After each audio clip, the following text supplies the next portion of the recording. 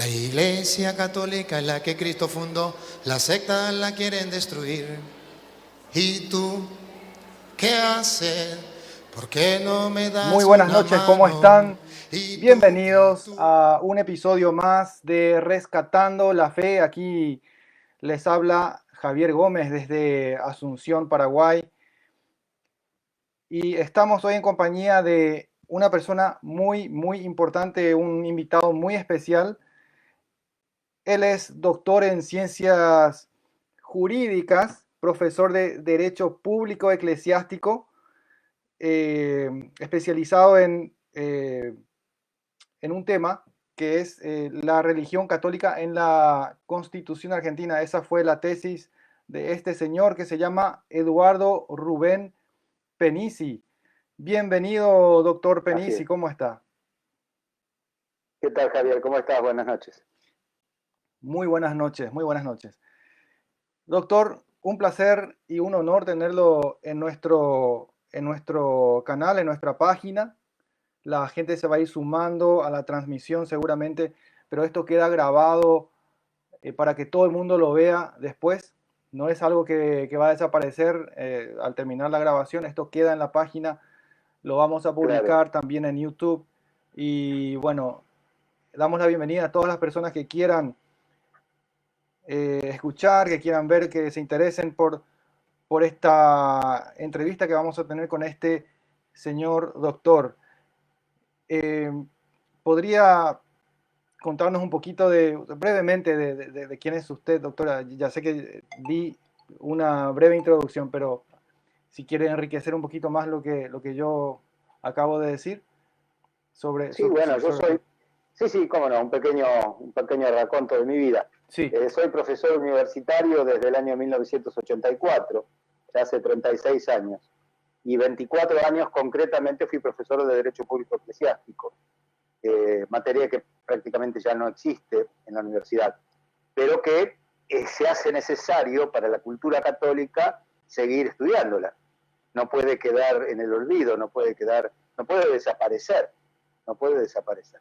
Entonces, como no queremos que desaparezca, es que se ha fundado el Centro de Estudios de Derecho Público Eclesiástico.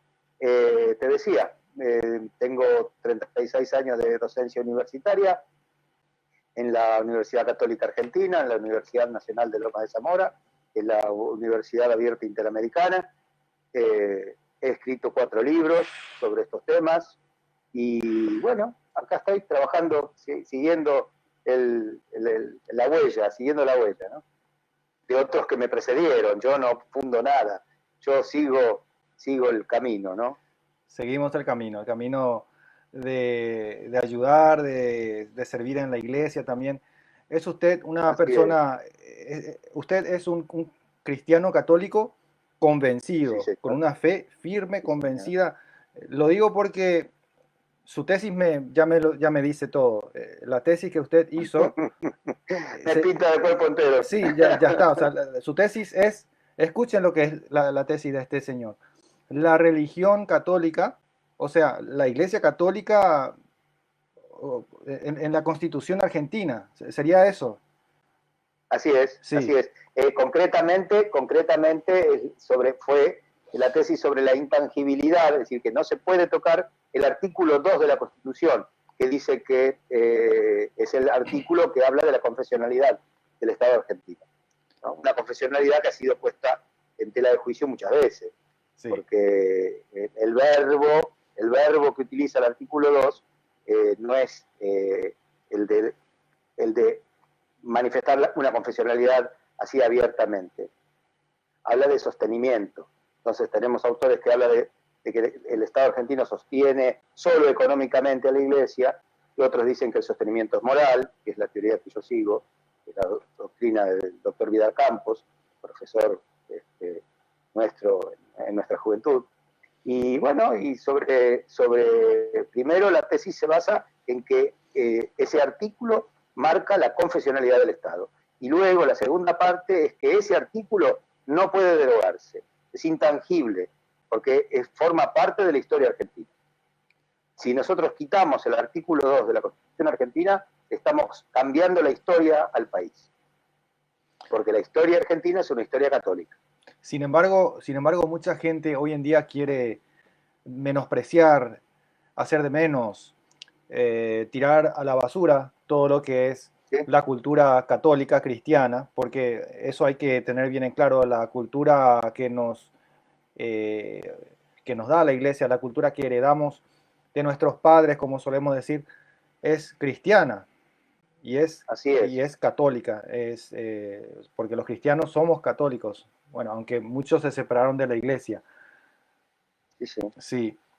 Entonces, para empezar un poquito con la entrevista, doctor, tenemos algunas preguntas aquí para ir dialogando. Me van a tomar examen. Sí, para tomar examen, sí. Pero como... Muy bien, hace muchos años que nadie me toma examen a mí. Bueno, ahora este va a ser tu examen más difícil seguramente, ¿eh? Upa, bueno, vamos, adelante, vamos a ver. al toro. Sí. Bueno, como el interés del público es aprender un poco más sobre la Iglesia Católica, la gente que visita esta página Rescate Apologética Católica busca respuestas, busca hacer más fuerte su fe, fortalecer la fe. Y también hay muchos hermanos no católicos que siguen esta página y seguramente estarán mirando este video por algún motivo. Algunos para criticar, otros porque quieren aprender. En la búsqueda. En la búsqueda, sí. Dios se hace el encontradizo todo el tiempo, o sea que no hace falta a veces buscarlo con la intención de buscarlo, sino que Dios se hace encontrar y a veces se encuentra sin uno habérselo propuesto. Exactamente. ¿No? Entonces, bueno, ya que la iglesia tiene casi 2000 años de existencia, hice algunas preguntitas, formulé algunas preguntas que nos llevan un poco al pasado. A ver. Sí, entonces, una de las preguntas es esta.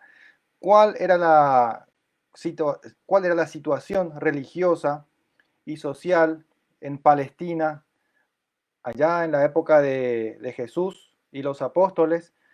Se podría decir que ese tiempo era el tiempo ideal para el nacimiento de la iglesia, para la venida del Mesías.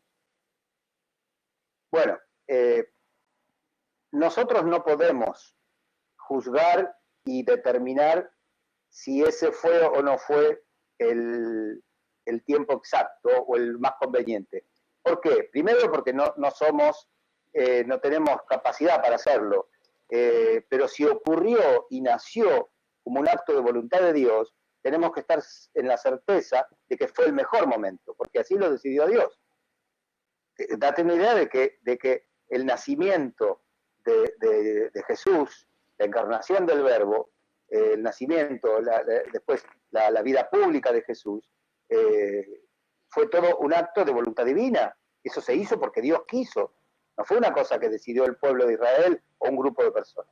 Así que si Dios dispuso que ese era el momento exacto y conveniente para que se encarne el Verbo y al cabo de 30 años nazca la iglesia, ¿quiénes somos nosotros para decir que estaba mal programado, ¿no? Sí. Dios sabe. Aparte, lo que sí, humanamente, lo que sí podemos decir es cómo era la situación. La situación era un imperio romano que ocupaba casi todo el territorio conocido, Europa, parte de Asia y parte de África, todo eso era el imperio romano, y allá en un pueblito escondido en un rincón del imperio, Dios se encarna en el seno de una virgen. Esa encarnación había sido anunciada por profetas del pueblo de Israel durante muchos siglos atrás. El mismo Juan el Bautista dice, ya está ahí, ya viene, ¿no? Fue el último de los profetas del Antiguo y el primero del Nuevo Testamento. ¿Es así? Así que bueno, se ve que convenía para la salvación de los hombres que ese sea el momento justo para que nazca Cristo y por supuesto nazca la iglesia, ¿no? Tú eres Pedro y sobre esta piedra edificaré mi iglesia. Ahí ese día nace la iglesia, ¿no? Bueno, ese día se anuncia. Después, sí. Si querés te digo qué día nace, porque hay dos teorías. Hay una teoría que es la más conocida, que dice que la iglesia nace en Pentecostés. ¿no? Cuando San Pedro sale del cenáculo y 3.000 personas se convierten, aparentemente, según algunos autores, no yo tengo otra idea, para algunos autores ahí nace la iglesia. Para mí no. Para mí la iglesia, ¿sabes cuándo nace? El ¿Cuándo? Viernes Santo. El Viernes El Santo. Viernes Santo. ¿Por qué? Yo te voy a hacer una pregunta. ¿Te parece a vos que Cristo en la cruz, agonizando, muriendo, con su madre al lado, con su discípulo amado al lado, con esas mujeres llorando alrededor, eso no era la iglesia? Cuando, sí. Primera pregunta. Segunda pregunta. Cuando le traspasan el corazón a Jesús, ¿qué sale? Agua y sangre. El agua y la sangre, ¿qué son signos de qué? De los dos sacramentos principales de la iglesia. Así mismo. Que es el bautismo y la Eucaristía. Hermanos, ya estaba la iglesia ahí. Que después vos me digas que el día de Pentecostés se confirma, perfecto, estamos de acuerdo. Que el día de Pentecostés es como el día que se publica la iglesia, perfecto. Pero no me vas a decir a mí que el Viernes Santo a las 12 del mediodía no existía la iglesia. Es más, no me se estaba dando la primera misa, si es que lo vemos de ese punto. Sí. La primera misa habrá sido según el Jueves Santo. Sí, claro. Cuando Cristo reparte el pan y el vino. Claro, y que, bueno, los apóstoles seguramente... Y ahí también había iglesia. Claro, ahí también había iglesia, estaban todos reunidos. Y seguramente los apóstoles no podían entender muy bien lo que estaba pasando hasta que sucedió todo lo de la pasión, hasta que fue crucificado y hasta que... Seguro. Digo yo, o sea, me pongo en el lugar de los apóstoles.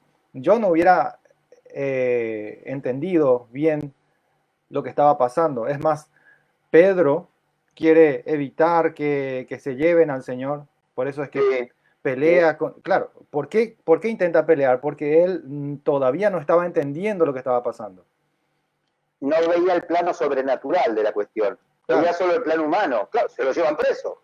Claro. Se lo llevan preso, no quiero que se lo lleven preso. Pero no veía el plano sobrenatural. Por eso cuando San Pedro le dice que no van a permitir que lo arresten y que se lo lleven, y que cuando Cristo hace uno de los anuncios de la pasión, que San Pedro se opone, ¿qué fue lo que le dice Jesucristo? Apártate de mí, Satanás.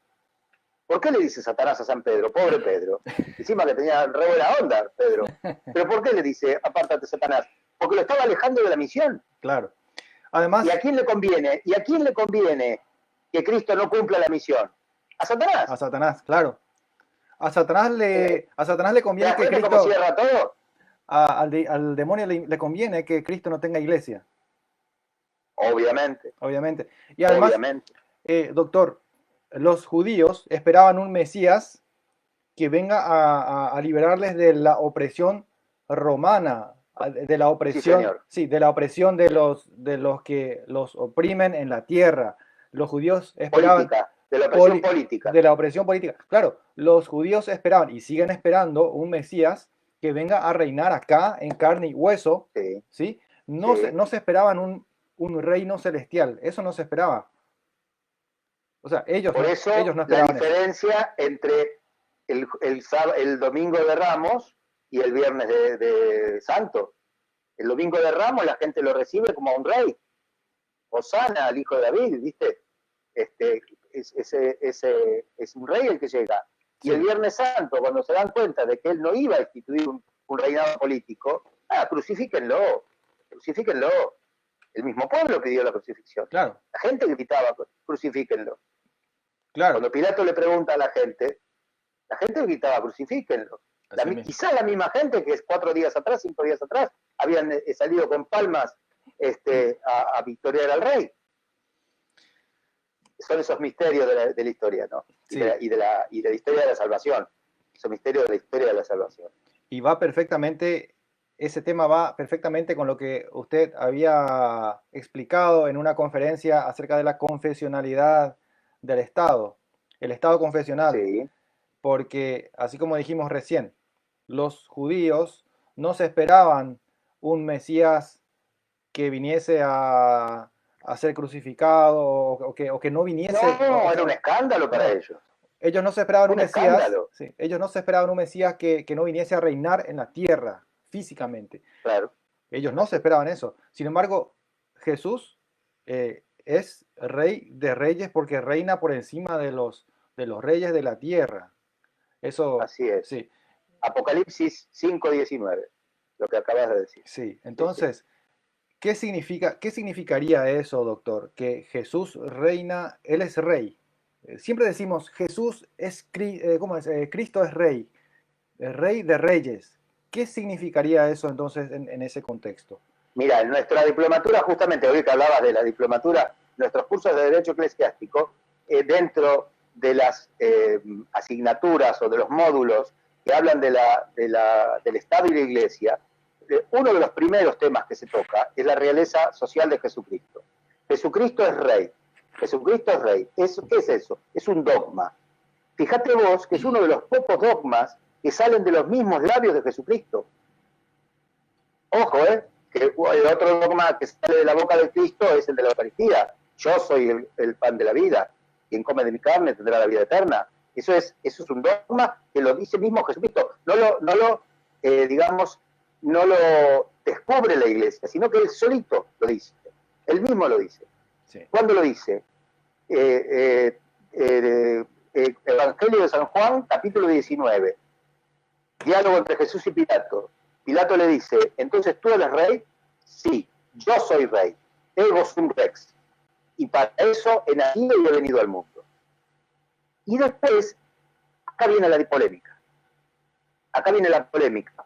¿Por qué? Porque para algunos, el reinado de Cristo es solamente un reinado espiritual, no un reinado social. Por eso nosotros hablamos, desde el derecho público eclesiástico, hablamos del reinado social de Cristo. El rey de las naciones. Porque el reinado espiritual sería solamente un reinado sobre las almas.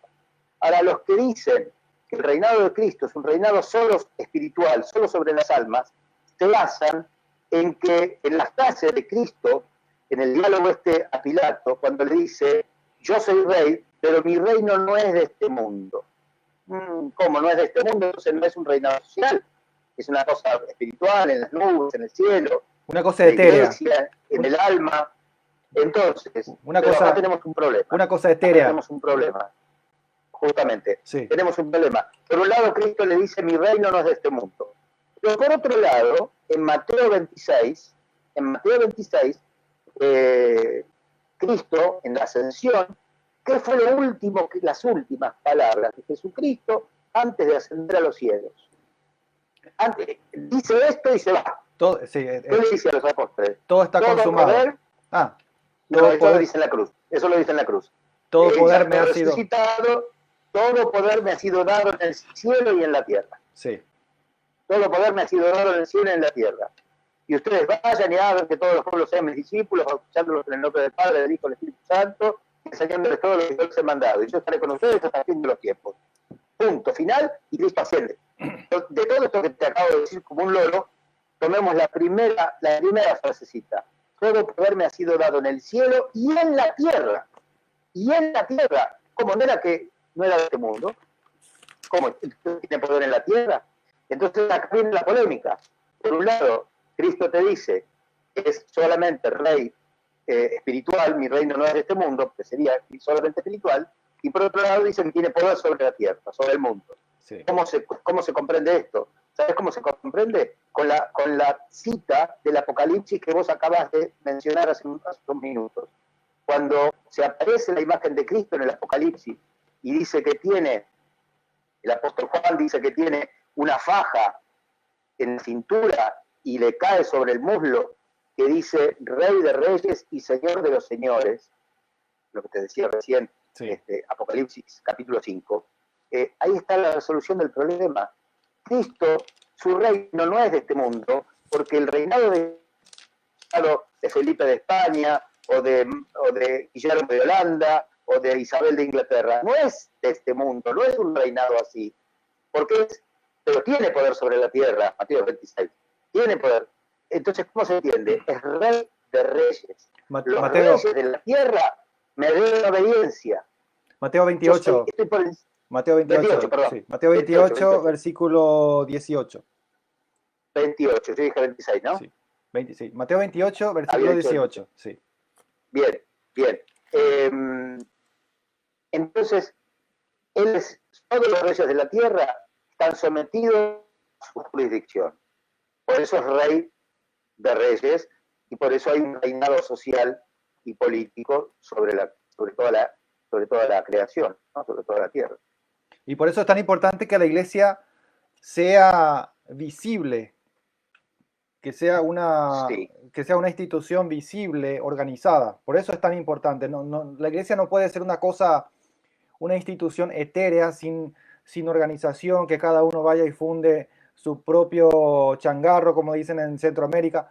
Esa es la diferencia con los hermanos separados, con los protestantes. Los protestantes creen que no existe una iglesia visible. Para ellos la relación con Dios es personal. No existe para ellos una iglesia jerárquica. Eso porque siguen a Lutero. Lutero fue el que rompió con la jerarquía eclesiástica, ¿no? Sí. Y todos los grupos hoy protestantes son todos de teoría descendiente de la teoría luterana, claro. Exactamente. Bueno, y hablando de la iglesia, doctor, en los primeros siglos la iglesia sufrió muchas persecuciones. Desde el siglo I, desde que nació la iglesia ya empiezan las persecuciones. Seguro. Podemos citar al diácono Esteban, los mismos apóstoles que fueron mártires, San Ignacio de Antioquía, que fue obispo de Antioquía, y bueno, muchos otros que fueron martirizados, fueron quemados, se les cortaba la cabeza, fueron crucificados, lo que sea. Todo tipo de muertes para los cristianos. ¿Por qué? Por ser cristianos. Estas persecuciones, doctor, ¿hasta cuándo podríamos decir que continuaron sin cesar? Concretamente hasta el año 313. El año 313. En el año 313, después que Constantino publica el Edicto de Milán, es donde cesan las persecuciones. ¿Sabes lo que decía el edicto de Milán? A ese punto quería llegar. Por favor, cuente lo que dice el Edicto de Milán, porque hay mucha gente, doctor, que piensa que Constantino fundó la Iglesia Católica en el Edicto de Milán. A ver, cuéntenos, por favor, para que nos diga más la gente que es palabra mía. El asunto es así. Constantino estaba en pie de guerra con Magencio, que era otro líder romano. Al día siguiente o a los 2 días ya iba a haber batalla. Iban avanzando unos y otros. Las fuerzas de Magencio eran superiores a las de Constantino. Entonces Constantino, que estaba totalmente asustado, porque sabía que los pasaban por arriba, tiene un sueño. Y sueña con la cruz de Cristo y una frase que Jesús le dice. Ojo que Constantino no era cristiano todavía, era pagano, pero sueña con Jesús. Jesús se le manifiesta en sueños y le pone en la cruz y la frase Inoc signo vinces, por este signo vencerás. Él al otro día ordena construir lábaros, ¿viste? Como estandartes romanos, sí, con el anagrama de Cristo, de la cruz de Cristo, y con esta frase in hoc, con H, hoc, ¿no? In hoc signo vinces, con este signo vencerás. Muy bien, Constantino venció. Y entonces, ¿qué hace? Esto es el 312. En el 313, Constantino sanciona el Edicto de Milán. Algunos dicen, o creen equivocadamente, que el Edicto de Milán constituyó a la Iglesia Católica como la Iglesia Oficial del Imperio. Mentira. La Iglesia Católica es la Iglesia Oficial del Imperio por el Edicto de Tesalónica del año 390. Del año 390. Acá estamos en el 313. ¿Qué dice el Edicto de Milán? Así sencillito. Cada uno puede adorar en el cielo lo que crea que hay de divino. ¿Qué es jurídicamente hablando? ¿Qué es el Edicto de Milán? Es un edicto de tolerancia. Le dio la libertad religiosa. Sí. No los vamos a quemar más, no los vamos a torturar más, no los vamos a matar más. Sos cristiano, crees en Cristo, tenés libertad para creer en Cristo. Y entonces manda a construir iglesias, ¿no? Santa María Maggiore, por ejemplo, de Roma, construida por Constantino, y porque él agradece a Cristo, él se Él igualmente no se bautiza, se hace cristiano, pero en esa época existía la idea de que uno tenía que bautizarse antes de morir, como si fuera la extrema unción nuestra, que es el último pasaporte antes de ir al cielo. Bueno, ellos creían que el bautismo tenía que ser así. Entonces, para poder seguir pecando y después al final nos arreglamos, ¿no? Claro, era una idea que había en esa época. Entonces, Constantino se convierte, se hace cristiano, pero no se bautiza al final. Por eso no es santo. O sea, Constantino no es santo. Claro. Entonces, bueno, a partir de ahí tenemos libertad y cesan todas las persecuciones. Sí. Entonces, pero Constantino se hace bautizar por un obispo arriano, que no estaba alineado con Roma, con el concilio de Nicea, que se había reunido en el año 325 para... Pero pobre Constantino, no le vamos a echar la culpa. En esa época había mucha confusión. Claro, había mucha confusión. Hoy podemos decir que sabemos diferenciar. Él venía del paganismo y creyó en Cristo. Yo creo que hay que hablar de Constantino lo bueno, ¿no?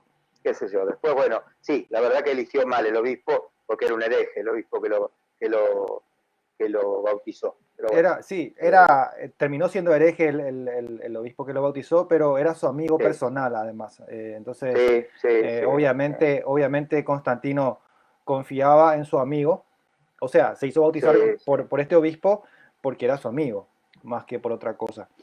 La mamá de Constantino era cristiana, Santa Elena, ¿sí? Y ella es la que después en Tierra Santa manda a buscar los restos de la cruz, y bueno, aparentemente encontró algunos restos de la cruz, la corona de espinas también, así que le debemos eso a la mamá de Constantino. Si es que tenemos esas reliquias es por la mamá del emperador Constantino. Así es. Sí. Pero te das cuenta que decir de lo que estamos hablando nosotros a decir que Constantino fundó la Iglesia Católica, eso es una falsedad absoluta. Porque aparte de otra cosa, la Iglesia ya existía, se había papas.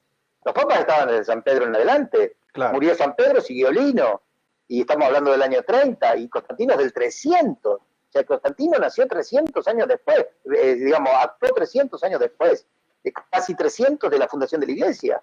Entonces no tiene ningún tipo de asidero o de fundamento creer que la Iglesia fue fundada por por Constantino. Ahora, ¿sabes de dónde viene también esta macana que se mandan los protestantes? Porque como Constantino le dona a la Iglesia los territorios de Roma, porque él se va para Bizancio a fundar Constantinopla, y le dona al Papa los territorios, ¿quién sabe? Lo que yo te puedo llegar a consentir y admitir es que Constantino ayudó a la creación del Estado Vaticano. Eso sí, pero es una cuestión geográfica, una cuestión territorial. No estamos hablando de la Iglesia. La Iglesia ya existía. Lo que sí, bueno, lo que se llama en la historia de la Iglesia la donación constantiniana. Cuando Constantino se va de Roma y le regala al Papa la ciudad de Roma. Dice, bueno, esta va a ser la ciudad del Papa. Pero eso es una cuestión, si vos querés, geográfica. Es como, no sé, cuando Estados Unidos le compra Alaska a los rusos, ¿viste? ¿Qué tiene que ver con la religión eso? Sí. Es una cuestión territorial. Sí. No, además que estaba decretado en el edicto de Milán que se devolviesen las pertenencias a los cristianos de manera inmediata. O sea, así es. Ya cesa la persecución. Sí, cesa la persecución y no dice simplemente, bueno, le vamos a dar libertad religiosa, sino que dice, bueno, también le vamos a devolver todas las cosas que les quitamos. Reparación. Sí, hay que reparar los daños hechos. Y bueno, eso fue también gracias al emperador Constantino. Con eso no estamos diciendo que, bueno, Constantino vamos a considerarle un santo y decir que fue el primer papa, no. Sino que Constantino ayudó, como dijiste, a que la iglesia tenga libertad para profesar su fe. Y no solamente la iglesia, libertad religiosa y un territorio propio. Sí. Eso es lo que hay que agradecerle a Constantino, nada más. Pero también, nada más. Pero también las otras religiones tuvieron su parte. Todos gozaron de esa libertad. No es solamente... Por supuesto, porque no era solamente para los cristianos. ¿Sí? Exacto. ¿Sí? Entonces, doctor, en cuanto a la iglesia, ya que Constantino no fundó la iglesia, como acabamos de ver, él no fundó la iglesia, Cristo funda la iglesia, ¿sí? Pero Jesús quiso fundar una iglesia jerárquica, institucional, o simplemente quiso fundar un movimiento social, espiritual, sin estructura visible. ¿Qué podríamos decir para ya sintetizar eso? Quien a ustedes escucha, a mí me escucha. Iglesia docente e iglesia discente. Repito, dijo Jesús a los apóstoles, quien a vosotros escucha, a mí me escucha. Le está dando jerarquía. Le está diciendo, tu palabra va a ser la palabra de Dios. ¿Te das cuenta que? Y después están los que hablan y los que escuchan, los que enseñan y los que aprenden. ¿Te das cuenta que hay una jerarquía? Hay una jerarquía desde la misma vida terrenal de Cristo. Cuando le dice a San Pedro, Pedro, ¿me amas más que estos? Sí, Señor, tú sabes que te amo. Apacienta mis ovejas. Conclusión, hay un pastor y hay ovejas. Hay un jefe y están los súbditos. Hay jerarquía. Otra vez volvemos a Lutero. El que destruye el tema de la jerarquía eclesiástica es Lutero. Por eso los protestantes no tienen jerarquía. Y para ellos la relación con Dios es Dios, escritura, yo. Y ahí se terminó todo. Porque el pastor no es jerarquía en la iglesia protestante. No es iglesia, sino en el culto protestante. El pastor no es jerarquía, el pastor es solamente alguien que guía para que vos encuentres a Dios. Es muy distinto a ser jerarquía. Jerarquía es otra cosa. Jerarquía habla de superior e inferior. Sí. No estoy diciendo que los curas sean superiores a los fieles. Lo son en la doctrina y lo son en el orden sagrado, pero no como personas. Personas somos todos iguales, ¿no? Ahora me van a dar saltito diciendo de que, porque viste, que quiere entender mal, va a entender mal, aunque vos expliques bien. Claro. Pero sin embargo, a pesar de que en las iglesias protestantes los pastores no tengan una jerarquía propiamente dicha, los fieles los seguidores de los pastores, ellos se guían por la doctrina del pastor. Totalmente. Es cierto que tienen su Biblia así, sin sabiduría. Acá está, la Biblia sin sabiduría. Tienen una Biblia así, pero se guían por la interpretación de su pastor específico. Y no se mudan, Javier, de iglesia. Escuchame una cosa, son más obedientes que nosotros. Son más obedientes que que muchos católicos. Sí. Dentro de la iglesia católica hay más desobediencia. Sí. Eso que tenemos jerarquía. Imagínate si no tuviéramos. Claro. Imagínate si no tuviéramos jerarquía. Los protestantes que tanto critican las jerarquías católicas, ellos van y terminan subordinados a un pastor específico. Porque mira que cuando el pastor de una secta se muda de secta, también se lleva a los seguidores. Como las abejas, escambrando al otro lado. Es como en los como en los clubes de fútbol. De repente, un director técnico se lleva a sus jugadores a otro club. Jugadores. Sí, es lo mismo. Es lo mismo. Bueno, para tocar otro punto, para seguir avanzando, los protestantes acostumbran decir que no, eso ya hablamos de eso, de Constantino. Sí, Constantino no fundó ninguna iglesia, tampoco instituyó el papado. Ya hablamos de la relación de Constantino con la iglesia en su tiempo. Perdóname. ¿Sí? Quiero aclarar una cosa. Sí. Una de las cosas que dicen los protestantes es que Constantino fundó el papado. Error. El papado lo funda Jesucristo cuando le dice a Pedro, tú eres Pedro, y sobre esta piedra edificaré mi iglesia, y los cuernos no prevalecerán contra ella. Y yo te doy a ti las llaves del reino. todo lo que ates en la tierra será desatado en el cielo, todo lo que desates en la tierra será desatado en el cielo. Evangelio de San Mateo. Ahí Jesús promete la creación de la iglesia. Luego, la iglesia luego nace, como ya te dije, para mí el Viernes Santo, para otros Pentecostés, bueno, hay una diferencia de 50 días, no nos vamos a pelear. Nace. Lo que hace Constantino es crear el Estado Vaticano, no funda la iglesia.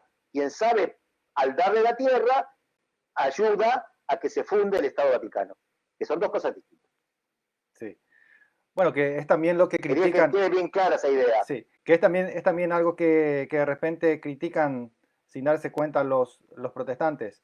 ¿Por qué el Vaticano Claro. tiene tanto, tiene ese territorio? ¿Por qué la iglesia tiene ese territorio ahí en Roma, el Vaticano, que viven como reyes, Tenía mucho más. que se cagan de plata, no sé?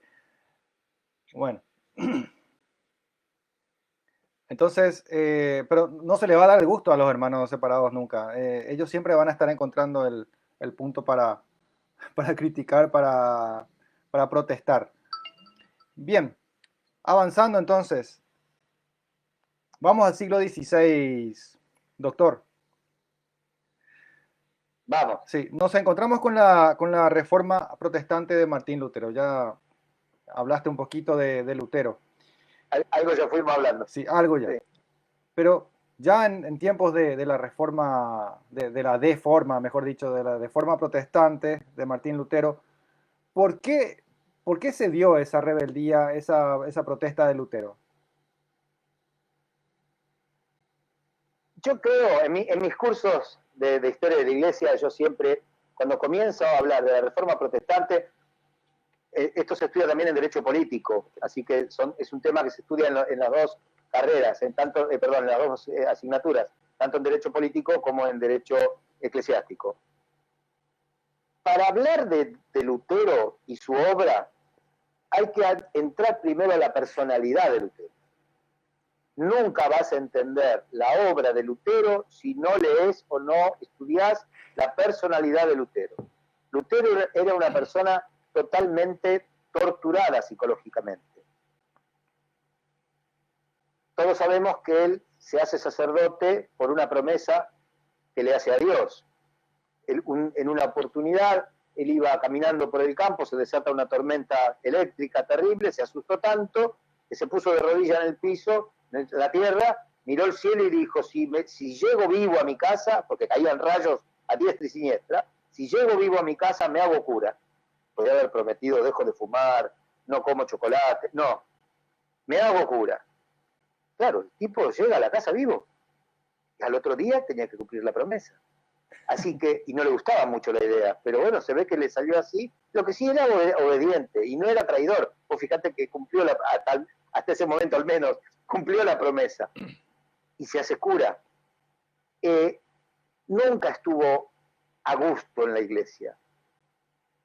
Siempre estuvo con un mal espíritu, con una mala predisposición. No era lo de él. Él hubiera sido quizás un buen padre de familia, porque quizás no era una mala persona, no sé.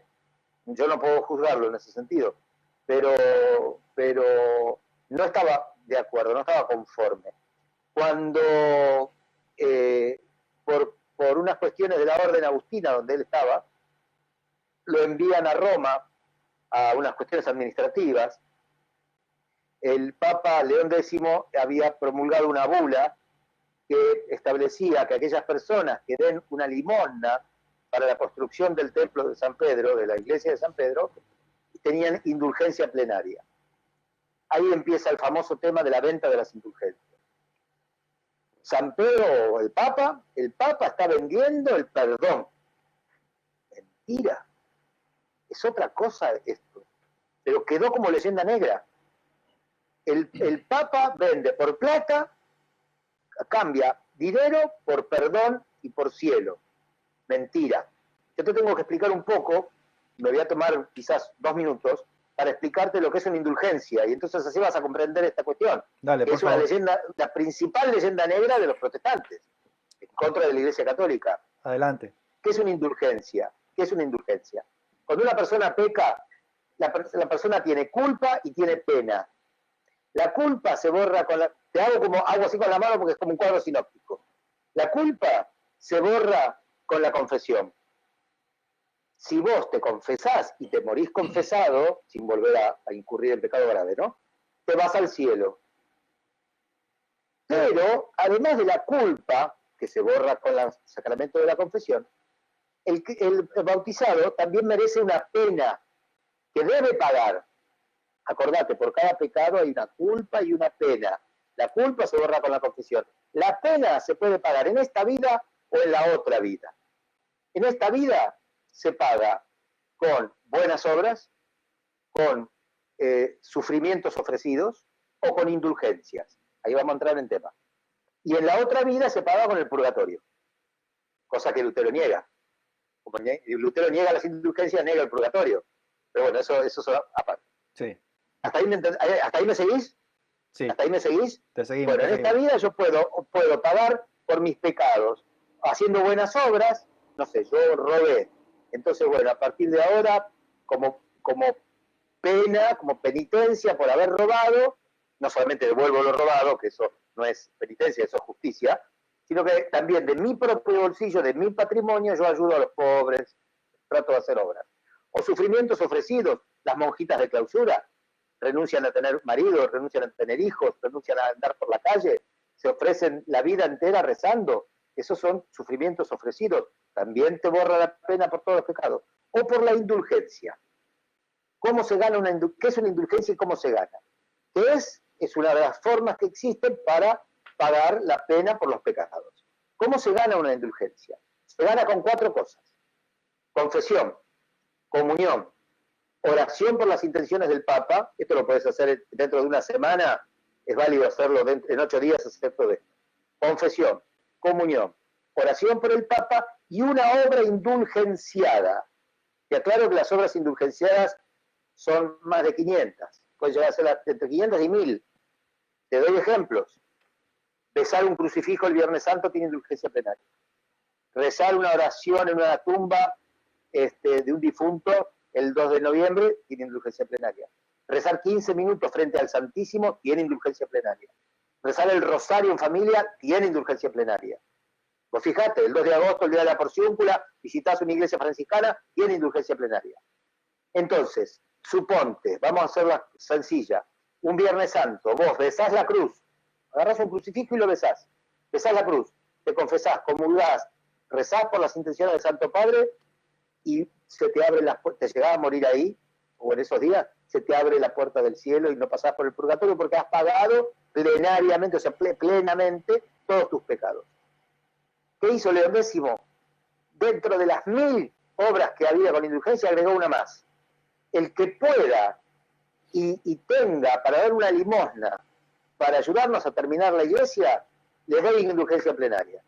No estaba vendiendo el cielo, porque si vos te querías ganar el cielo y no tenías un mango, no tenías un peso, perdóname el argentinismo del mango, ¿no? Si no tenías un peso, no hacía falta dar ningún dinero. Pesaba una cruz el Viernes Santo y te ganaba la misma indulgencia. Rezás frente al Santísimo y te ganaba la misma indulgencia. Ahora, si colaborás,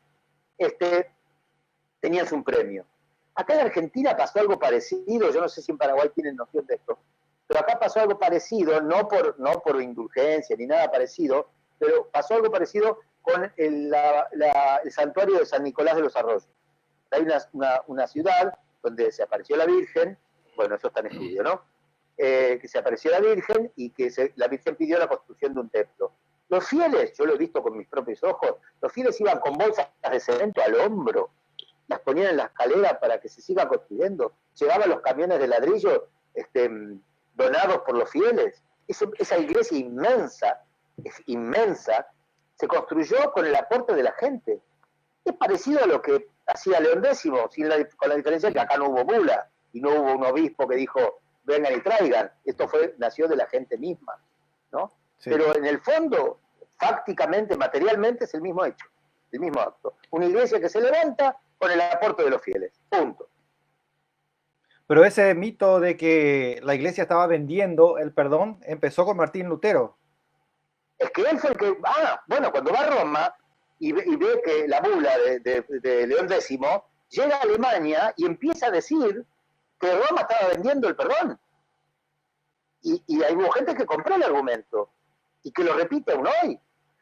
Hijo, vos lees libros de historia, no de iglesia. De historia de iglesia no, porque habría que prender los fuegos si dicen esto. Pero libros de historia del colegio, de la escuela secundaria nuestra, y cuando hablas del Renacimiento, habla de la Reforma Protestante, dice la venta de las indulgencias como título en el índice.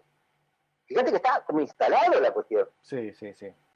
Está muy metido en la cabeza de la gente. Cuando yo explico esto en mis cursos, en su momento en la Universidad Católica, o en la Universidad de Lomas, o en la UAI, los chicos los ojos así, porque ya tienen la cabeza formateada de que, ¿cómo no era que se vendía el perdón? No, y no era obligatorio, lo hacía el que quería, y el que no tenía plata también conseguía una indulgencia sin un centavo, besando una cruz o haciendo los actos que yo te comenté. Pero bueno, es la leyenda negra, ¿no? Como la Inquisición, como las cruzadas, que de eso habría que hablar también bastante, ¿no? Haciendo obras de misericordia también de repente. Sí, señor. Sí, sí señor. Se gana de indulgencia. Bien, pero Lutero, en cuanto a su movimiento reformista, digamos, él ¿tuvo o no tuvo apoyo político en su tiempo? Al principio no, y después tuvo un apoyo total.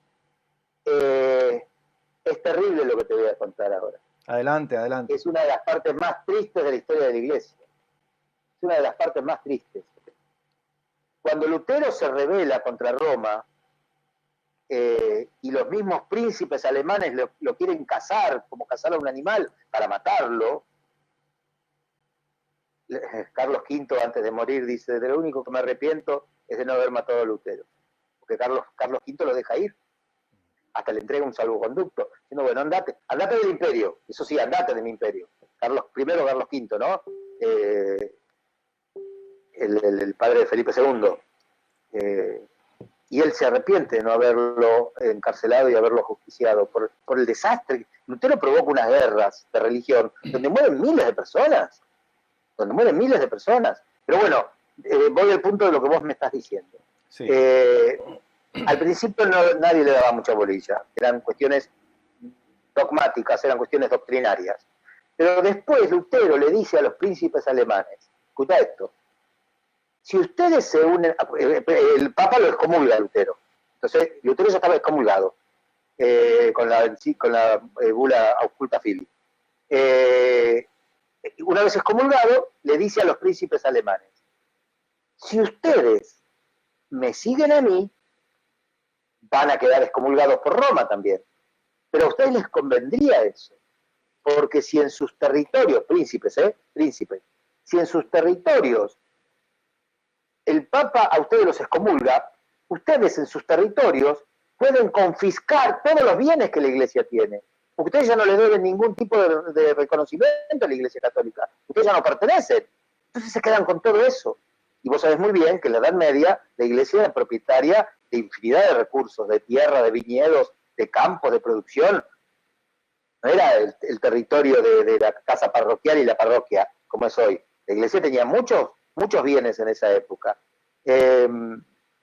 Entonces los alemanes, los príncipes, dijeron: epa, sí está bueno esto. Nos quedamos con todo nosotros. Y claro, te quedas con todo. Si ya Roma a vos no te reconoce como hijo, vos porque la vas a reconocer como madre. Listo, no se hable más. Se quedaron con todo. Y entonces la nobleza alemana, la riqueza de la nobleza alemana es producto del robo de la Iglesia Católica en el siglo XVI. ¡Viva Lutero, que me hizo rico! Sí. ¡Viva Lutero! Y ahí es donde los países, los reinos, los reyes y a su vez sus reinos se hacen protestantes. Vos sabés que en esa época existía el principio de a cada reino según su rey. A cada reino según su rey. Es decir, que si el príncipe de Hessen, por ejemplo, se hacía protestante, todos los que vivían en ese principado tenían que ser protestantes. Si vos no lo eras, te tenías que ir a donde había un príncipe católico. Y la gente, viste, no se va a andar mudando. Más sí, hay que ser protestantes, somos protestantes. mientras nos deje seguir trabajando y viviendo. Y así media Europa se hizo protestante. Sí, especialmente los países del norte de Europa, en Escandinavia, Así es. Alemania, como ya mencionaste, Sí. Dinamarca, bueno, muchos países se hicieron protestantes, Sí. seguidores de Lutero y seguidores de Calvino más adelante. Sí. Vos sabés que había un cura cuando yo era estudiante, te hablo, yo tendría 20 años, un cura profesor mío en la Universidad Católica, que decía que en el fondo, ¿sabés por qué se hacen protestantes todos los nórdicos? Y ¿Por no qué? se hace protestante España, no se hace protestante Italia, no se hace protestante casi el 80% de Francia, ¿Por qué? porque los nórdicos se creen superiores a los latinos. Entonces la Iglesia Católica, mira vos, son medio nazis, eso es un argumento medio nazista, ¿no? La raza superior. Entonces dicen que ellos veían a la Iglesia Católica como una iglesia latina, claro, Roma, Italia, la mayoría de los papas eran italianos, y nosotros esos son inferiores, son brutos, son sucios, son gritones, ordinarios, nosotros somos más cultos, más serios, más inteligentes, y dicen que en el fondo, es una teoría de este cura, que debe estar muerto hace ya los 40 años, en el fondo habría como una especie de pretensión de superioridad, y por eso los alemanes rompen con Roma. No les gustaba verse sometidos a la autoridad de un inferior. Claro, eso se puede ver hasta hoy día si uno viaja a Europa. Yo tuve esa misma mala experiencia en Inglaterra, por ejemplo, que por ser latinoamericano o por no ser rubio, anglosajón, alemán, lo que sea, me tenían un poco de como que Discriminación. discriminación. Lo mismo se ve en Alemania. En Alemania hay bastante discriminación a la gente que no es alemana, a la gente que no es de esa raza aria, digamos. Y bueno, sí, eso continúa hasta estos días, no es raro. Y está un poco en su genética, ¿no? Sí, ellos creen que son así. sí, disculpen si por ahí alguna persona alemana o de esos países que está viendo este video piensa diferente. No estamos generalizando, pero sí que se siente algo así cuando uno va a esos países. Doctor, a partir de la deforma de Lutero, mejor dicho, podríamos decir que a pesar de todo ese descalabro religioso que hubo en esa época, ¿fue algo positivo para nuestra sociedad? Mira, en principio no fue positivo para nada, en principio fue una tragedia. Media Europa se hizo protestante, o sea, se dio vuelta, se alejó de Roma. Pero miramos los caminos de Dios, ¿no? Yo siempre tengo presente una historia, nada que ver con esto, pero que abona al argumento. Cuando la reina Isabel la Católica iba a tomar la ciudad de Granada, año 1492, a unos kilómetros de Granada, su campamento se le prende fuego. El campamento era todo de lona, de carpas. Se le prende fuego, queda reducido a cenizas. Uno podría pensar, la reina podría haber pensado, Dios no quiere que yo tome Granada estaba en manos de los musulmanes, ¿no? Y entonces esto es una señal de Dios para que yo no siga. ¿Sabes cómo lo interpretó Isabel? Esto Dios me está probando mi fidelidad. Así yo a pedir una almohada, pues se le prendió todo fuego, sin una frazada, sin una almohada, a pesar de eso soy capaz de tomar Granada para la iglesia, para la conversión de toda esa gente a la verdadera fe. Y le metió y la conquistó y Dios le dio la victoria. Entonces, lo mismo pasaría en el siglo XVI. Vos plantate en el centro de Europa en 1550, cuando ya la reforma protestante está bien acendrada, ya hay pueblos separados todo de Roma. Parate ahí, ves que te queda católico España, Portugal y España, ¿no? La península, te queda católico 3/4 partes de Francia, te queda católico Italia, y te queda católico Irlanda en una punta y Polonia a la otra punta, como dos islas, rodeadas de otros. Y después tenés toda la parte de Rusia, ya eran cismáticos ortodoxos. Tenías a los turcos en el 1570, tenemos la invasión, la pretendida invasión a Europa de los musulmanes. Los turcos apretando desde el sudeste, los ortodoxos rusos en el este. En el norte tenías todos los protestantes. La Iglesia Católica quedaba reducida, como el campamento de Isabel, quedaba reducida a su mínima expresión. España, parte de Francia e Italia, y pará de contar. Y en ese mismo momento, Dios le abrió a la Iglesia toda Latinoamérica, toda América, porque se había descubierto América y estaba empezando la evangelización de América. Te quitó un territorio europeo, te quitó el campamento, te quemó las carpas, pero te va a entregar Granada, que era la perla del sur de España. Te quitó la mitad de Europa, pero te dio toda América, desde México hasta la Argentina, todo eso, desde Estados Unidos, pues sabemos que gran parte de Estados Unidos era parte del Imperio Español. Desde Estados Unidos hasta Tierra del Fuego, hasta Argentina.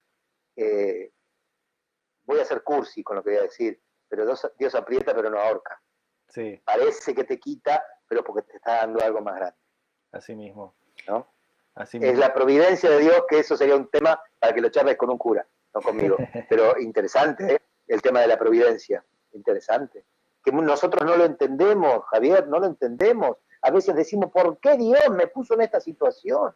¿Qué pasó que Dios me hizo esto? Yo no me merecía esto.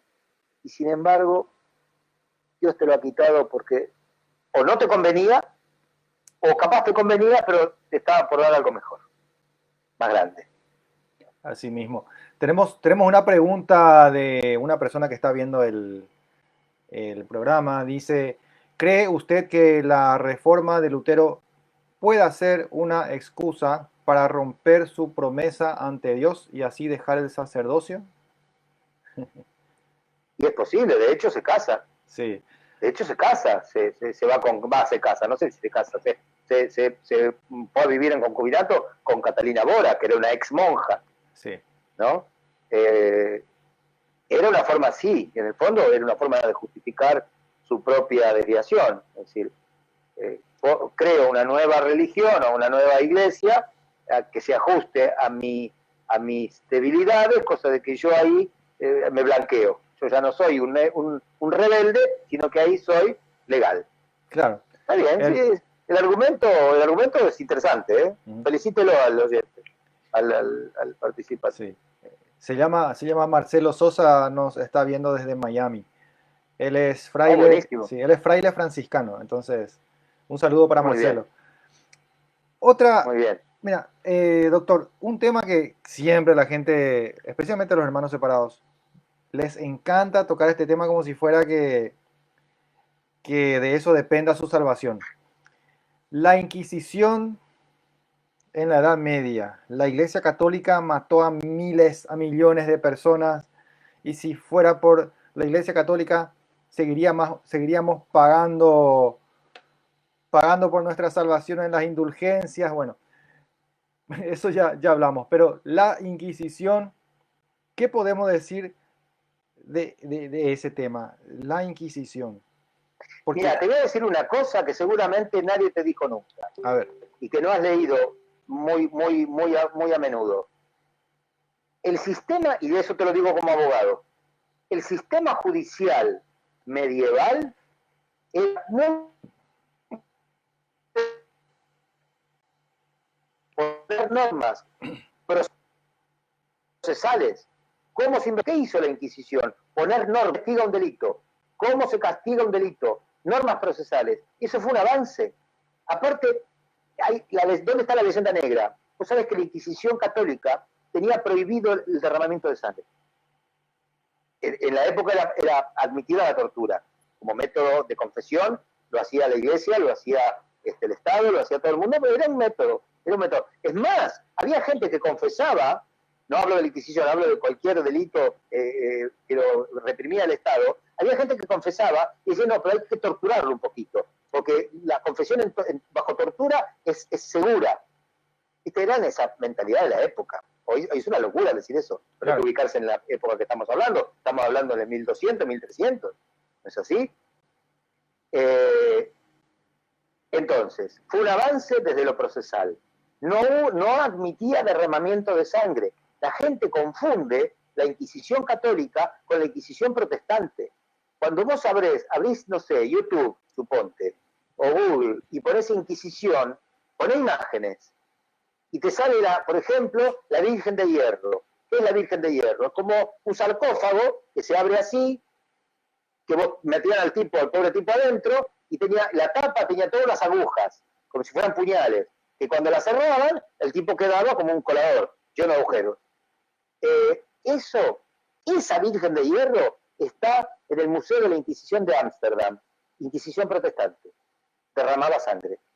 La nuestra no derramó sangre, torturaba, sí, y no te recomiendo ninguna de esas torturas, porque no es que iban de vacaciones los tipos sufrían, era la época, es así, pero tenía esa parte de misericordia de que no podían matar y no podían derramar sangre, sin provocar dolor. Entonces, el mito de que la Inquisición en los territorios católicos era una cosa sanguinaria, Bueno, está una el mito del masacre. genocidio, no hubo genocidio, no hubo genocidio. La cantidad de muertos por la Inquisición fue mucho menor a cualquier otra estadística de la misma época. No recuerdo el número exacto, pero yo tenía en mi poder, que ya ni recuerdo dónde lo tengo, un documento que hablaba de los 300 años que hubo Inquisición en Perú, porque aquí en Buenos Aires no había Inquisición. La Inquisición estaba en el Virreinato del Perú, y en el Perú, en 300 años de Inquisición, porque bueno, el Virreinato del Río de la Plata se fundó después, ¿no es así? En 1776, del Perú es anterior. Era un número, pero ínfimo, de personas condenadas por la Inquisición. Aparte, nosotros sabemos que el que te quemaba no era la iglesia, ¿sabías eso? La iglesia, ¿qué decía? La iglesia te juzgaba y decía, es culpable, y se lo entregaba al rey, y el rey te ejecutaba. El rey podía perdonarte también, y sin embargo te hacía un asado con el tipo. ¿Quiénes caían en las manos de la Inquisición?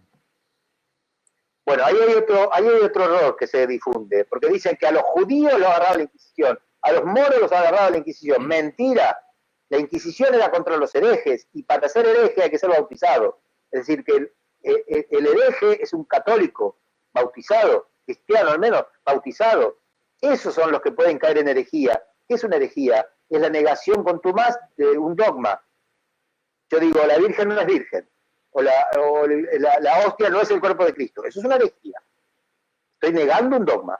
¿No es así? La Virgen no fue asunta al cielo. Cristo no resucitó. O herejías. Bien. ¿Quién puede solo un bautizado? Y contra ellos iba la Inquisición. Jamás existió la Inquisición contra los judíos, jamás existió la Inquisición contra los árabes, los moros, los musulmanes, porque estaban fuera de la jurisdicción de la Iglesia. La Iglesia no tenía jurisdicción sobre ellos, si no eran bautizados. Pero esa es otra leyenda negra también. Los judíos matados durante la Edad Media por la Inquisición. No existen. No existen. Entonces, en aquella época... Es interesante el tema. En aquella época, ¿por qué era tan grave? ¿Por qué era tan grave ser un hereje en aquella época, a tal punto que te pusieran bajo ese cuestionario, digamos, de la Inquisición? ¿Por qué era tan grave ser hereje? Porque uno estaba traicionando ¿a quién? En la Edad Media, yo soy abogado, entonces lo veo todo desde el punto de vista jurídico, y me parece que es lo más claro para ver. Claro. Yo no sé en Paraguay, pero por ejemplo en Argentina, la Constitución argentina dice que si cualquier provincia intenta separarse de la Federación Argentina, de la Unión Federal, va a ser sancionada por el gobierno federal. Puede incluso ocupar, el gobierno nacional puede ocupar una provincia que se quiere separar, porque está prohibido separarse. Es una unión de por vida de las 24 provincias argentinas. ¿Eso cómo se lo llama? Eso se lo llama unidad política. Bueno, en la Edad Media existía otro bien, además de la unidad política, existía la unidad religiosa. Tenemos que todos creer en la verdadera fe, porque se creía que había una verdadera fe, ley para todos. Hoy, como popularmente el relativismo lo que se prioriza, cada cual puede creer en lo que quiere, vos tenés tu verdad, yo tengo mi verdad, somos todos amigos y vamos por el campo agarrados de la mano, ¿viste? Todo es una cosa muy bucólica, pero que no es la realidad. Hay una religión verdadera, y si hay una verdadera, todas las demás son falsas. En esa época Entonces, sí la gente lo tenía claro, la gente sabía en esa época sí, hay una fe verdadera, no como ahora que la gente dice, bueno, yo me puedo ir a esta iglesia, me puedo ir a aquella, puedo ser testigo de Jehová hoy, puedo ser católico mañana. A los ojos de Dios está todo permitido para esa gente. A los ojos de Dios está todo permitido. Entonces, en esa época, la unidad religiosa era un valor protegido por el Estado. Protegido por el Estado. Por eso el Estado, no la Iglesia, el Estado quemaba a los herejes. Porque eran como bacterias que descomponían el cuerpo social. Entonces, en esa época se eliminaba matando. Bueno, había pena de muerte. Bien, se los mataba. Pero la mentalidad era esa. Claro. ¿no? Sin embargo, atentaban contra la unidad religiosa. Sin embargo, doctor, a pesar de tener esa mentalidad, a pesar de haber esa mentalidad en aquella época, unos siglos después, cuando aparece Martín Lutero, no le quemaron, no le hicieron nada prácticamente.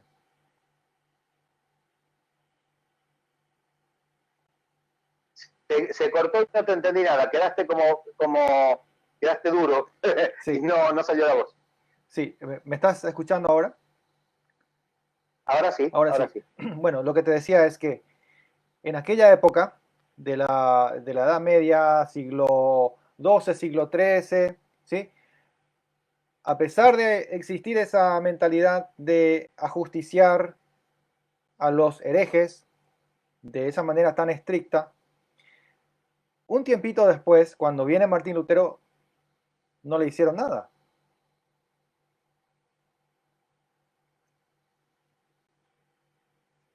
Hola.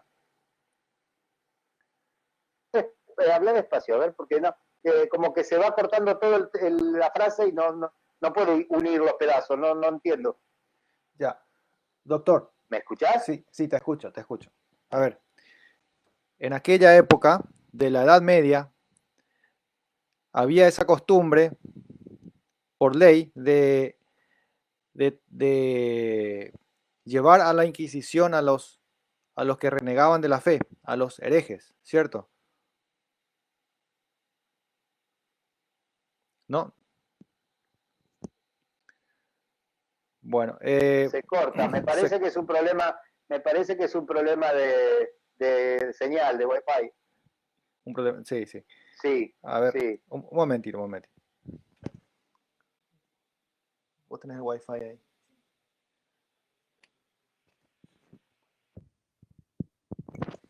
Ya, bueno, vamos a intentar otra vez. A ver. Sí. En la época de la Edad Media era normal lo de la Inquisición, porque esa era la mentalidad, digamos. Sí. Sin embargo, a Martín Lutero no le hicieron nada un par de siglos después. Sí, y había Inquisición, ¿eh? Había Inquisición. Sí. Pero fue una medida política. El emperador Carlos V no lo quiso matar, porque él sabía que había mucha gente que lo seguía. Entonces quiso pacificar, y entonces le dio un salvoconducto para que pueda salir del imperio. Lo echa del imperio, no lo quiere adentro, pero lo libera. Sí. Lo libera. Pero fue una medida política, no fue una cuestión religiosa. Sí. Fue una cuestión política. Entonces, bueno, queda claro que los que mataban no era la iglesia, no era que un obispo venía y mataba a la persona condenada, no. Era el Estado. Es más, te daba la posibilidad la Inquisición, algo que no te da la justicia actual. Por eso hay un libro muy bueno que es Inquisición, Tribunal de la Misericordia, que no recuerdo ahora el autor, pero es un libro que todos los católicos deberían leer, donde dice que si vos, la Inquisición te encontraba culpable, te proponía que abjures del error, que renuncies al error. Y si renunciabas al error, no se te condenaba. ¿A quién se condenaba? A los relapsos, o sea, a los que contumaces, a los que decían, no, la hostia no es Cristo. Bueno, arrepentite de eso que dijiste, porque mirá que te van a quemar vivo. No es Cristo. Y entonces, bueno, después ya se lo reducía al secular y el Estado, todos fueron ejecutados, eran contumaces. Si plantaron en su posición, sabían que les iba la vida en ello, bueno, era, ¿no?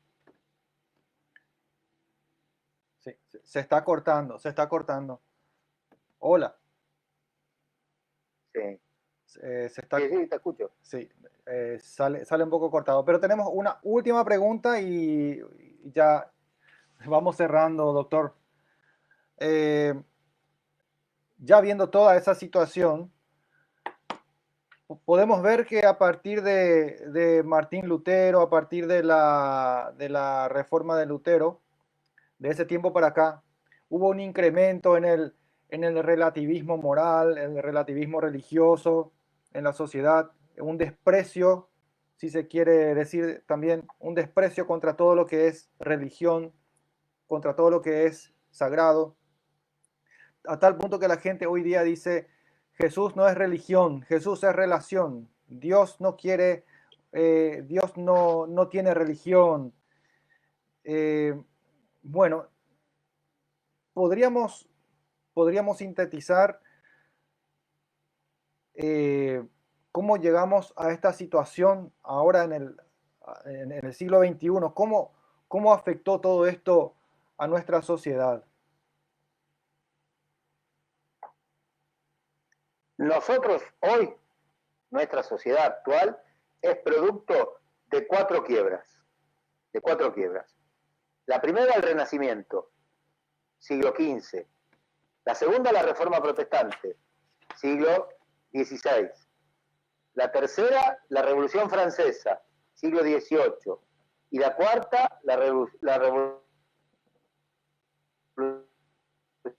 Rusa, siglo XX.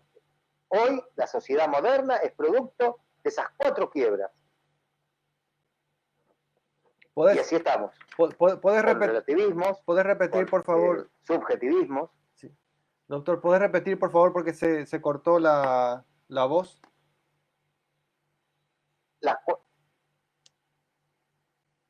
El hombre moderno es producto, la sociedad moderna es producto de cuatro quiebras. La primera, el Renacimiento, siglo XV.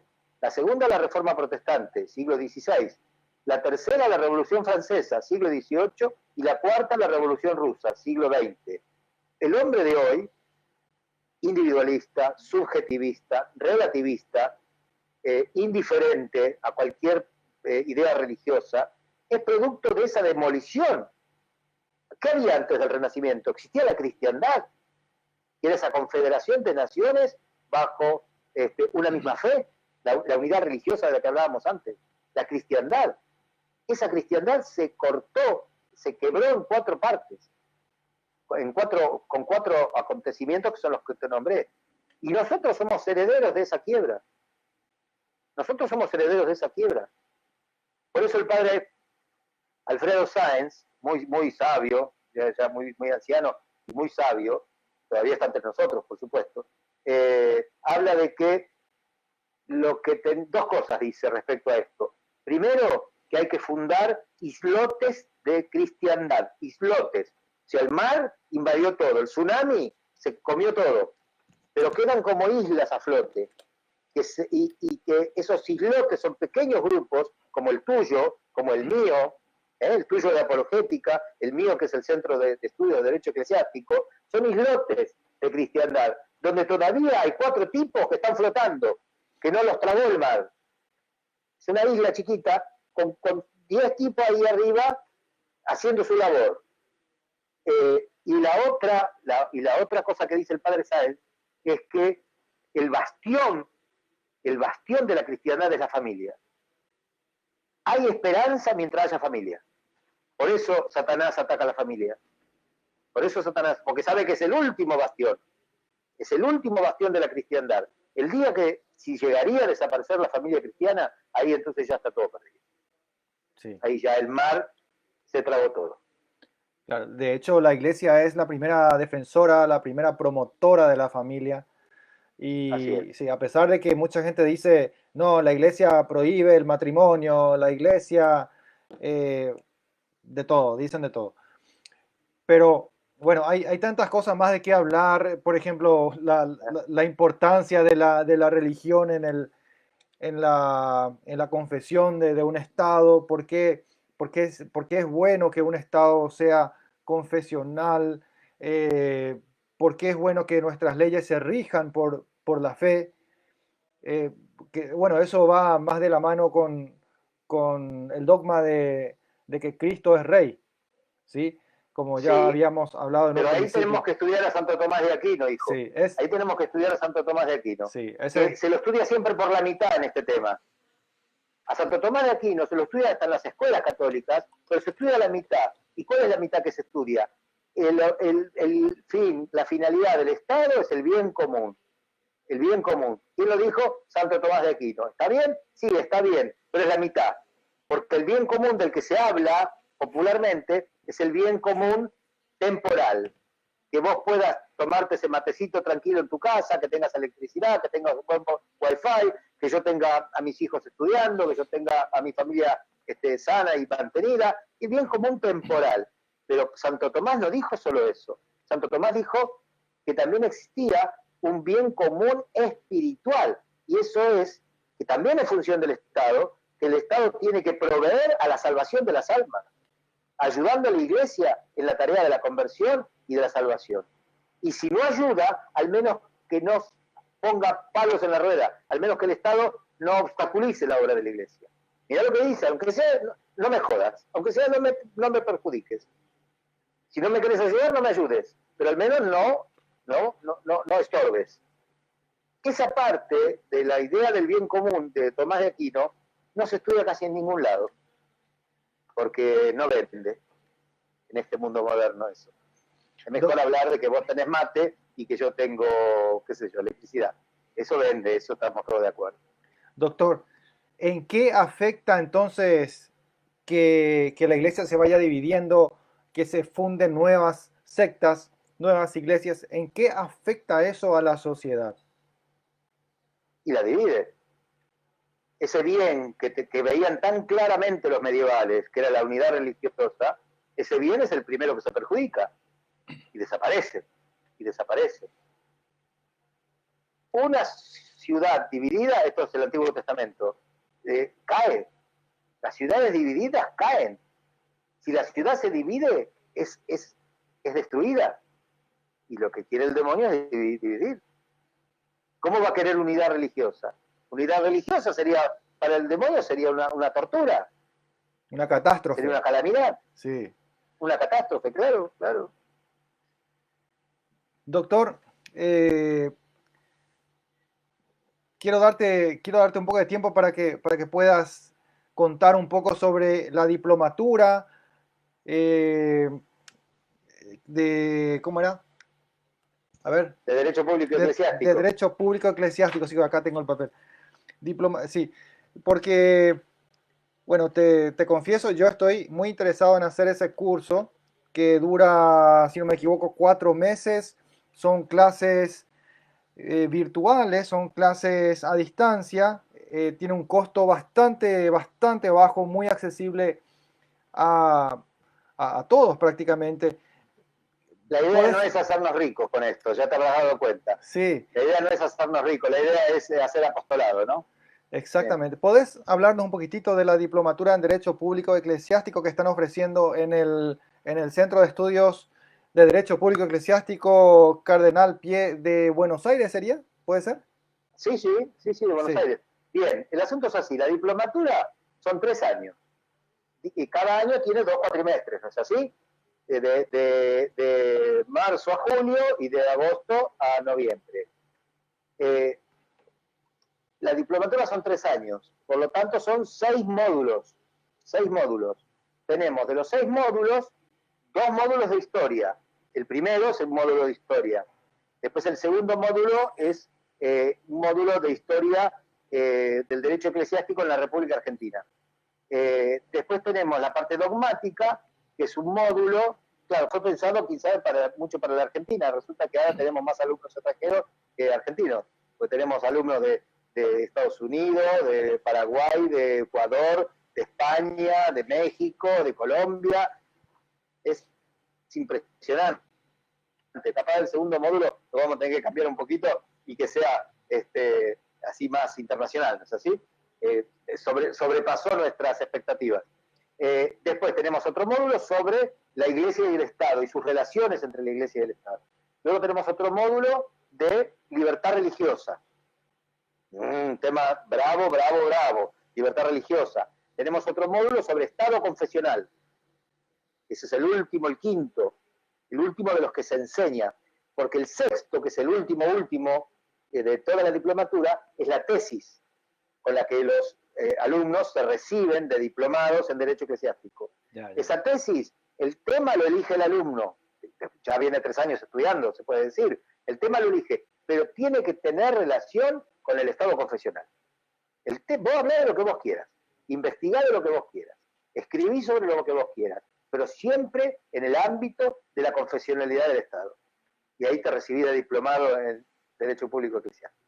Excelente. Estos programas son los que utilizábamos nosotros en la UCA, en la Universidad Católica Argentina, durante 24 años, mientras existió la materia de Derecho Público Eclesiástico. Como ya no existe, entonces ahora dijimos, no podemos quedarnos con todo este conocimiento sin dárselo a nadie. Porque imagínate que era una materia a nivel universitario del último año de la carrera de abogacía, que es munición gruesa, no es catecismo de primera comunión, es munición gruesa. Entonces, y cuando desaparece de la Universidad Católica la asignatura de Derecho Eclesiástico, dijimos, bueno, ¿qué lo vamos a meter en un baúl y lo vamos a esconder?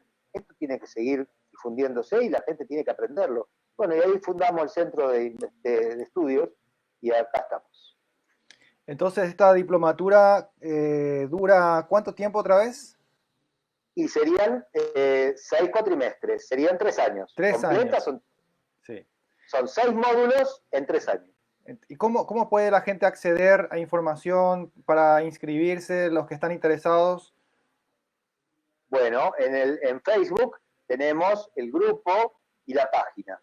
Tanto el grupo como la página se llaman igual, para no confundir. Centro de Estudios de Derecho Público Eclesiástico, Cardenal Pie. Se escribe Pie, se dice Pi, pero se escribe Pie. Centro de Estudios de Derecho Público Eclesiástico, Cardenal Pie. Y ahí acceden al grupo, acceden al curso, o si no, me piden a mí de amistad, y yo tengo todo el material en mi muro de Facebook también, por supuesto, Eduardo Rubén Penici. Exacto. Entonces, podemos en la página incluso en la página de ustedes de Apologética, podemos publicar algunos flyers para promocionar el curso. Claro que sí, como no, vamos a estar publicando... El curso, aclaro una cosa, el curso comienza el 6 de agosto, así que todavía hay tiempo para inscribirse, tranquilos. Así que lo pueden pensar, meditar y después llamar e inscribirse. Con darnos solamente su número de celular, ya queda inscrito, porque como es a distancia, nos manejamos a través de un grupo de WhatsApp para los pormenores de la inscripción, y ya después las clases van por Zoom, por Classroom y por todos los medios electrónicos que podemos contar. Ahora, gracias a Dios que nos dio esta pandemia para poder desarrollar. ¿Ves? Ahí tenés. ¿Ves lo de Isabel la Católica? Que es el quemaron los ranchos de Isabel la Católica. Sí. Bueno, Dios permite esta pandemia. Y bueno, gracias a la pandemia desarrollaron todos los métodos de estudio a distancia y acá estamos con la diplomatura. Claro, se abren muchas puertas, muchas oportunidades para estudiar, para aprender cosas nuevas, para formarse mejor en la fe. Y desde tu hogar. Sí, y desde tu casa. Desde tu hogar, sin Sí. moverse de casa. Tomando un matito, como estás vos tomando y como estoy yo tomando. Así mismo. Doctor, cuánto costaría mensualmente? Para los argentinos son 1.500 pesos mensuales. Y para los extranjeros, $23 mensuales. Sí. Entonces, $23 mensuales. bastante accesible, creo yo. Bueno, estoy en Paraguay, que es uno de los países con menos poder adquisitivo entre todos los países de Latinoamérica, y para nosotros es bastante accesible. $23 mensuales es poca cosa. Así que yo les invito a todos a visitar la página del Centro de Estudios de Derecho Público Eclesiástico Cardenal Pie, así como escuchan. O, Pie, muy bien. sí, o también pueden agregar al señor Eduardo Rubén Penisi como amigo en Facebook y bueno, hacerle las consultas ya directamente a él. Entonces, doctor, creo que estamos llegando a la 1 hora y media de transmisión. Mirá vos, ¿cómo se pasó el tiempo? Se pasó el tiempo, sí. Le agradezco muchísimo. Ojalá podamos más ¿Sabes adelante. Lo que pasa? ¿Sabes lo que pasa, Javier? Estos temas apasionan. Y cuando hay pasión, el tiempo pierde la noción. Uno pierde la noción del tiempo. Sí, es porque que se entusiasma y... son temas que uno puede profundizar mucho.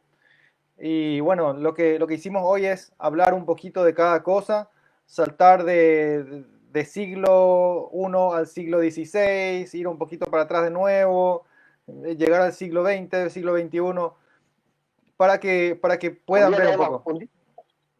Un día tenemos que hablar de la Revolución Francesa, que eso ni la mencionamos, y fue, para lo que sería el derecho eclesiástico, fue prácticamente el golpe de gracia. ¿Viste? A un fusilado que lo fusilan, pero uno de todos los fusilados queda uno medio respirando, le pegan un tiro acá, el tiro de gracia. Bueno, el tiro de gracia contra la cristiandad fue la Revolución Francesa. De eso algún día, si querés, preparamos algo. Por mí, cuando usted quiera, si puede la semana que viene o cuando usted tenga tiempo, cuando usted disponga de tiempo. Gusten. Sí. Entonces, con la pandemia estamos en casa todo el día, así que sí.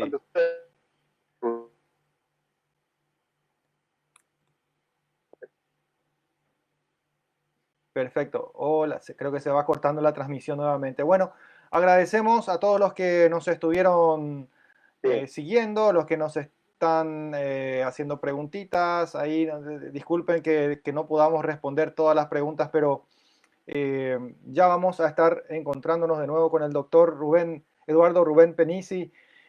Probablemente, no sé, dentro de una semana o 2 semanas ya vamos a organizar algo. Y como dijo, podríamos hablar sobre la Revolución Francesa, cómo eso afectó a la cristiandad. ¿Cómo no? Con todo gusto. Hay muchos rumores, se habla de los masones, se habla de los Illuminati, se habla de todo un poco se habla. Así que vamos a estar tocando estos temas más adelante, bueno, dentro de poquito ya. Entonces agradecemos a todos los que nos están siguiendo. Por favor, compartan este video, compartan con todos, es gratis. Enseñar es gratis, compartir es gratis. Y ustedes nunca saben, pueden estar ayudando a personas que de repente están dudando de su fe, de repente algún hermano separado le está convenciendo para irse a alguna secta. Ustedes pueden ayudar compartiendo nuestros videos, compartiendo nuestras enseñanzas y por qué no compartir esta entrevista que tuvimos con esta persona tan ilustre, un peso pesado para lo que sería ¿sí? ¿Cómo? No, es pesado seguro. Peso, sí. Bueno, y está. Entonces, doctor, muchas gracias. Muchas gracias por su tiempo. Entonces, nos vamos a estar encontrando nuevamente muy pronto. Muchas gracias. Gracias a ustedes por darme la oportunidad de difundir un poco todas estas cosas a las que yo digo sinceramente, he dedicado toda mi vida. Cuando se ama lo que uno hace, se nota, se siente, se ven los resultados. Sí, señor. Bueno, que Dios les bendiga a todos y a usted también, doctor Igualmente, Eduardo. igualmente, Javier. Muchas gracias por acompañarnos. ¿Y tú Paz y bien a qué todos. haces? ¿Por qué no me das una mano? Por eso he decidido entregar mi vida para fortalecer la fe de mis hermanos.